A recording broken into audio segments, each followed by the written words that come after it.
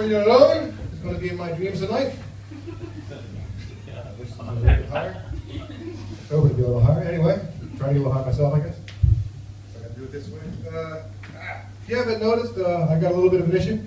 But my name is Socrates. I'm an American. Yeah, thanks. You know, my arm is broken. You faked it. You know, pity, love. You know. Yeah, real quick to address the thing here in the room with me. I had to learn a new Dutch word recently. It is aangereden, I believe. I'll use it in a sentence. Ik ben aangereden door een scooterklotser. Which they understand basically means I was run into by a fucking asshole on a scooter. And yeah, it's just one of those great Dutch moments where they love a good sing-song thing. This is one of the good ones, the helaas pindakaas. A not useful statement, by the way. Translates into oh well peanut butter. But it rhymes. Dutch love a good rhyme. The other one I think I have no real use for is noken into koken. Also rhymes, not useful. It means fucking in the kitchen. Literally. I don't know that. The other weird one was, by the way, is nitpicking, which is nielennoken. Ant fucking. Strange culture. Anyway, there's another important word you should know. It's called fietspad. You know the important thing about a fietspad? It's for bikes. So you can imagine my surprise when I saw the car drive on the fietspad. And I came around the blind corner, and then there was a scooter also driving on the fietspad, but on my side of the fietspad. And my thought with this driver with the car was, well, this is a fucking idiot. But when the scooter came by, what I said was, ah! And then I went flying. That was cool, that was peaceful, that was nice. Because there was a huge bang just before the flight part. And then there was another kind of crunchy bang. And that was this part. And, you know, people talk about Dutch doctors, you know, that you have cancer and they'll just give you paracetamol. Not me. Not me. No, the ambulance offered me fentanyl. Yeah, she knows. It's the first step to a heroin addiction in America. And so my reaction was no thank you, because, you know, I'm an American and I didn't want that heroin addiction. But my shoulder was like, hey, sounds good. You know, there's an upside to taking drugs. And so I took the fentanyl. Oddly enough, they put the saline thing in, and that felt really good. I was like, ah. I mean, now the fentanyl. I was like, oh. Put the fentanyl, I didn't feel anything. Got to the hospital, they were like, how about morphine? Yeah, paracetamol on my ass. You know, I love that one. You know, more morphine, then Oxycontin, more Oxycontin, and even more Oxycontin. So yeah, I'm envious of the whole paracetamol injury. There's no hips, there's no cast or anything. Obviously, because the Dutch are cheap. And my therapist just today, he described this as conservative therapy. Because the Dutch are cheap. You know, I have my Iglessis, my deductible is $300 a year. I'm pretty sure this sling is going to come under my $300 deductible fee. It was pretty much all I did, took some photos and a bunch of drugs, so, you know.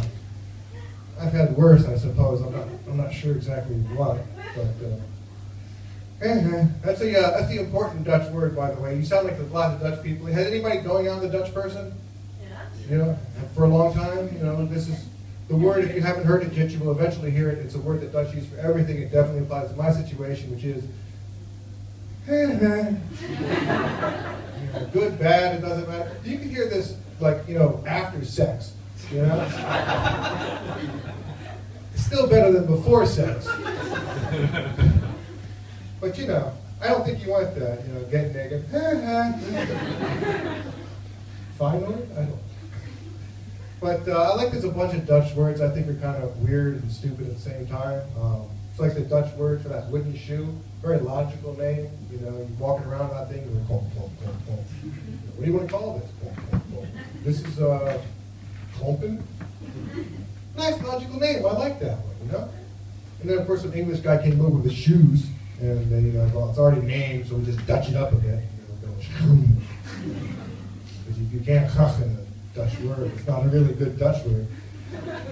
But the thing that I find weird is that I gave up at that point. And for gloves, they just went with handschoenen. I don't know, hand shoes just seems like a bit of a phone-in, if you ask me. Just me, I guess. The other one I like is, who's Italian here? Who's the Italian person? Hello. The second row. I heard you people avoid that. I heard you like, oh, we're not going to sit in the front row. No one will talk to us in the second row. Wrong. See, front row people get respect. We're like, hey, you had the balls. Let's screw with the people behind you. Next time you'll know. I was going to mention it to you, but I didn't. But in Italy, when you have your favorite little sweet honey baby, your sugar pie, which in America we call sort of cinnamon bun, it has to be fattening and cause a heart attack. If you love them, you should kill them. But what's the word for Italian, my little sweet honey baby? My little sweet sugar baby. Dessert? Still nice though, you know. You know the Dutch word, right? Schatje. Schatje. So it's beautiful, right? It's a beautiful word. It sounds like shit. I didn't know, you know. But the weird thing with schatje, which I find odd, is that it's the diminutive at the end. Yeah, you know, it's a little tiny schat. Again, I don't know, but nonetheless, they shrink it down and they call each other schat, which is the long version, and I just find that confusing personally. Now, I like the word ouche, which is a little tiny onion. But it sounds nicer. My ouche. Who is it with the ouche? Isn't the ouche nicer? I think it's I think it's the Dutch hate ouche, by the way. The Dutch hate that word. So I'm slowly getting a little bit better. I've entered my T-Rex phase. And my hand's like a 4-year-old child. It likes to help. You can see it wants to help.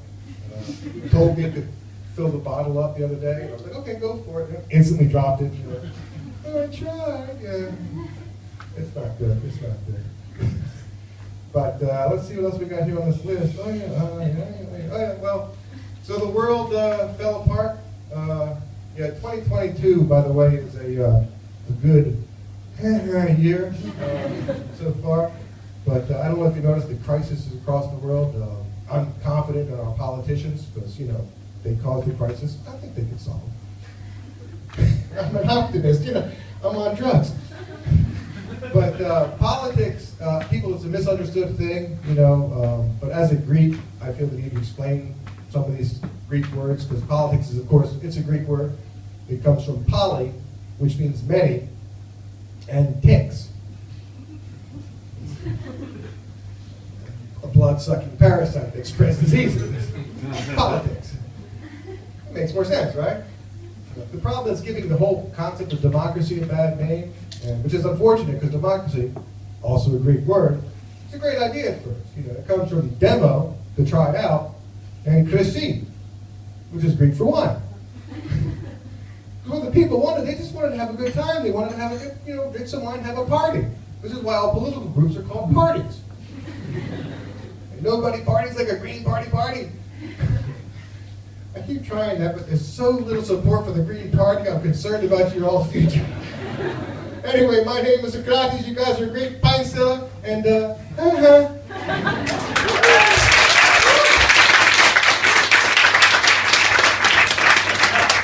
it up for Socrates, everyone!